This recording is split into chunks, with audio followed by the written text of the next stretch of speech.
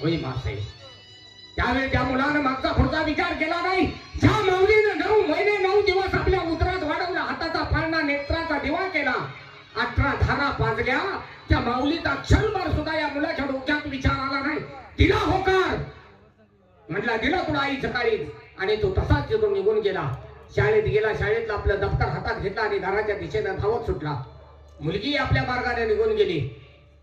मुलगा घराकडे येत असताना आईनं दारात उभा राहून पाहिलं, आपला मुलगा लगबगीने येतोय. आई लगबगीने घरात गेली, घरात पाण्याचा तांब्या घेतला आणि दारात उभी राहिली त्याची वाट पाहत. मुलगा जवळ आला, त्या आईकडे पाहिलं, पण त्या मुलाचं आईकडे आणि त्या पाण्याच्या तांब्याकडे लक्ष नव्हतं. फक्त या डोक्यात विचार होते, आईचं काळीच कसं मिळवायचं. मुलगा तसाच आत निघून गेला, पलंगावर आपल्या खोलीमध्ये गेला, दप्तर उड्यावर फेकून दिला, पलंगावरती अंग टाकलं. त्या माऊलीनं तिथंच उभा राहून थोडा विचार केला, आज आपल्या मुलाचं शाळेत कुणाशी तरी भांडण झालेलं असावं. मुलगा थोडा रागाच्या भरात आहे, त्याचा राग शांत झाला की आपण त्याच्या खोलीत जाऊ. म्हणून ती माऊली तशीच स्वयंपाक घरात आली. त्या धरणीवरती अंग टाकताच त्या माऊलीचा डोळा कधी लागला तिलाच कळला नाही. कारण का, दिवसभर काबाड कष्ट करून थकलेली ती आई, पण या मुलाला त्याच्या खोलीत झोप नव्हती. फक्त या अंगावरून त्या अंगावर करत होता, कारण याला मिळवायचं होतं आईच काळीच. लगबगीने उठला, आजूबाजूला कोणी आहे का नाही पाहिलं, पण त्या घरात दोघांशिवाय तिसरा माणूस कुणीच नव्हता. कारण लहान असताना त्याचा बाप त्याला सोडून गेला होता. स्वयंपाक घराच्या दिशेने गेला, दारात शांत झोपलेल्या आईचा चेहरा डोळे भरून पाहिलं.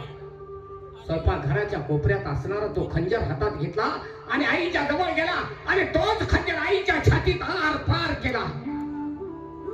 आईच्या काळजाचा घड घेतला आणि आपण केलेला पराक्रम आपल्या प्रेयसीला दाखवण्यासाठी धावत सुटला.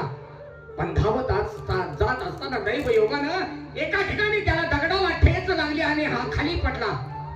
ज्यावेळी हा एका बाजूला पडला, त्यावेळी हातात काळजाचा घड असणारा एका बाजूला पडला आणि त्या मातीनं बरबटलेल्या त्याच काळजाच्या घडातून आवाज आला, बाळ उठ बाळ, तुला कुठं लागलं का रे?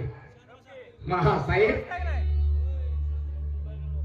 त्याला म्हणतात आईचं प्रेम, त्याला म्हणतात आईची माया. माणसं म्हणतात पैशाच्या जोरावरची सगळी नागती विकत घेता येतात, पण या जगातला एक माणूस मला दाखवा त्यानं पैशाच्या जोरावरती आई बापाची माया विकत घेतली नाही. मासाहेब, हा एक वेळ समुद्राचा अंत लागेल हो, पण आईच्या मायेचा कुणालाही अंत लागलेला नाही.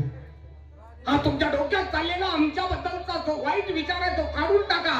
दोघांना एकसारखा समजा आणि आपली सेवा करण्याची दोघांनाही संधी द्या.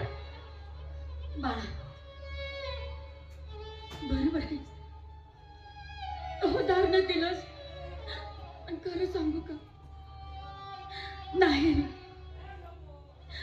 माझा मुलगा आहेस का, माझं काय आहेस. मला नोकरासारखं वागवलेलं मला नाही पकडत. माझा काळजाचा तुकडा आहे. बरोबर आहे सूर्यकांत, कुठल्याही आईला वाटते रे आपला मुलगा शोभेवंत दिसावा. महासाहेब, आम्ही परक्याच्या हाताखाली तर काम करत नाही, तोही माझ्याचा रक्ताचा आहे. फक्त त्याची आई वेगळे, बाप एक आहे. आणि झाड कुणी लावलंय पहा. महासाहेब, तुम्ही आई या. सूर्यकांत, आतापर्यंत आम्ही नसताना त्याच्यावरती जीवापाड प्रेम केलं, ते शेवटपर्यंत ठेवा आणि आमच्यावरच असणार तेही प्रेम असंच राहू द्या. नाही, मला नाही ते सण होणार. नाही ना? नाही सर. मग माझा निर्णय आहे का? मला तुझ्याशिवाय तर नाही करत. महासाहेब, आमच्या भावाभावात जर तुमच्यामुळे जर वैरत्व निर्माण होत असेल, आई या शब्दाचा मला सुद्धा धिक्कार करावा लागेल. नाही. होय, आपल्या माय लेकरात दुजापणा नको असेल तर माझी विनंती आहे, माझ्या भावालाही आपलं समजा. जो तो कुठं गेला असेल त्याला मी तिथून आणतोय, पुन्हा त्याला आपल्या मायेच्या पदराखाली घ्या, त्याच्या डोक्यावर मायेनं हात फिरवा. आम्ही दोघं मिळून आपली रात ना दिवस सेवा करू. नाही, मला नाही सण होणार ते. मग आहे का मग माझा निर्णय? जोपर्यंत माझा दादा या राज दरबार मध्ये येत नाही तोपर्यंत मी तुमचं तोंडही पाहणार नाही.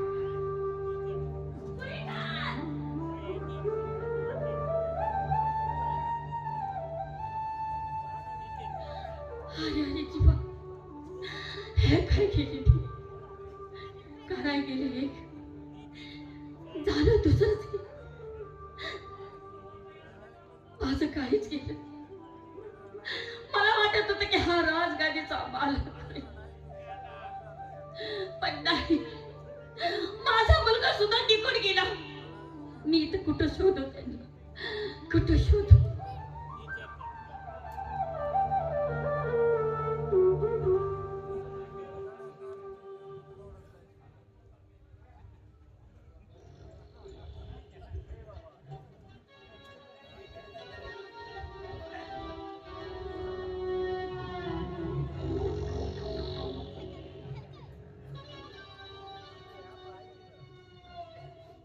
परमेश्वरा, अरे काय केलं ते? अरे कोणत्या जन्मातील पापाची फळं मला भोगायला लागत आहे. माझा जन्म झाला आणि जन्म देणारी मातोश्री माझ्यापासून हिरावून घेतली. आईची माया भेटली नाही. वडिलांनी आई वडिलांची माया देऊन सांभाळ केला. एका आंधळ्याला काठीचा आधार द्यावा तसा माझ्या जीवनात माझ्या सूर्यकांत आधार दिला. त्यानं मला दुःख दुःख काही आठवून दिलं नाही. जीवा पाय प्रेम माझ्यावरती केलं. मला जी शिक्षा दिली त्याचं मला दुःख काहीच वाटत नाही.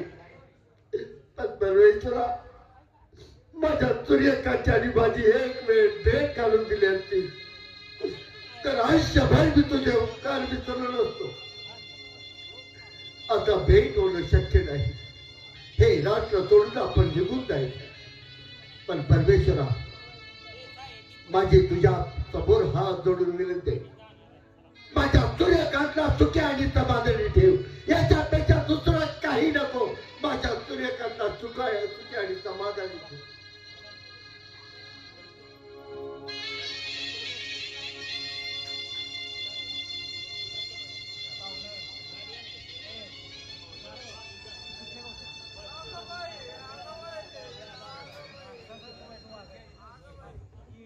मी एक राक्षसी नाही, ब्रह्मदेवाची बहीण फतम्मा.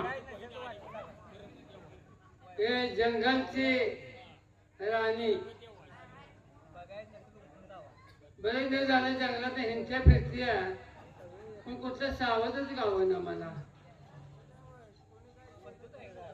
आता किती वर्ष झाले राक्षस म्हणून या जंगलात फिरत्या, पण कोण काही सापडलं नाही मला. आज भूक तर लय लागलेली आहे. आता एकदा फेर फटका मारते, कोण सापडलं बघू आणि त्याचा खात्मा करते आणि निवांत त्याला झाडाखाली झोपते. बघू जा.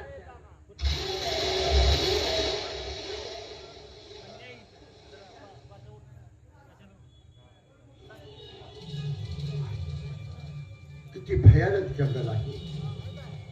यातून या पाऊल वाटेत आपण पुढे निघून गेलं पाहिजे. पण जर का आपल्यावरती एखाद्या प्राण्याला हल्ला केला तर त्याला प्रतिकार करण्यासाठी आपल्या हातामध्ये समतेर सुद्धा नाही. परमेश्वरा, तूच मला वाट दाखव.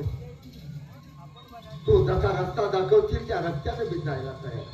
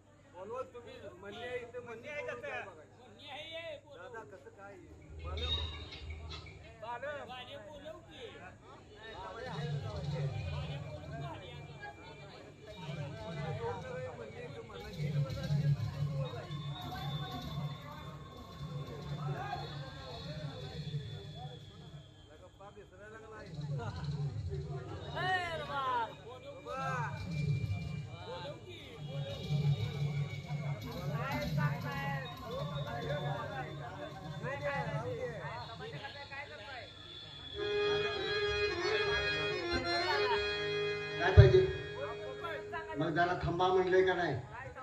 जेवायला लागलेत माणसं. आता जेवण आले, जेवायला लागले. 2 मिनिटं थांबा, जरा थांबा.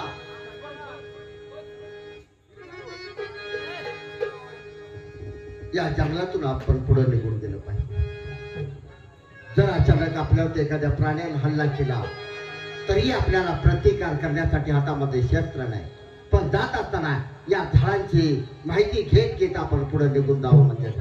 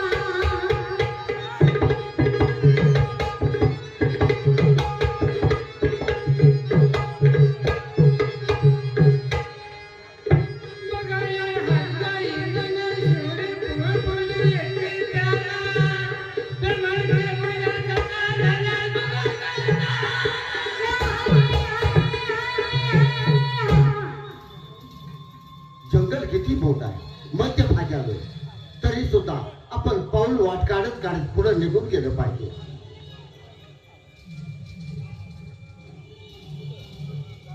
हा कोणतरी माणूस दिसतोय, मुलगा दिसतोय, मुलगा जरा बरा दिसतोय, तरुण आहे. आता मी म्हाताऱ्या वर चाललं, मला अजून असला मुलगा कवाच भेटणार नाही. त्याला बघितलं माझी काम वाचना तयार झाली, पण याला खावावं का नको काय करावं, भूक तर लय लागलेलं आहे.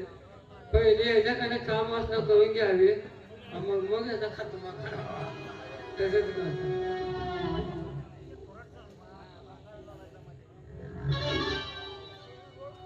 माझ्या वाटेमध्ये आडवं कशासाठी आला हो ना पा.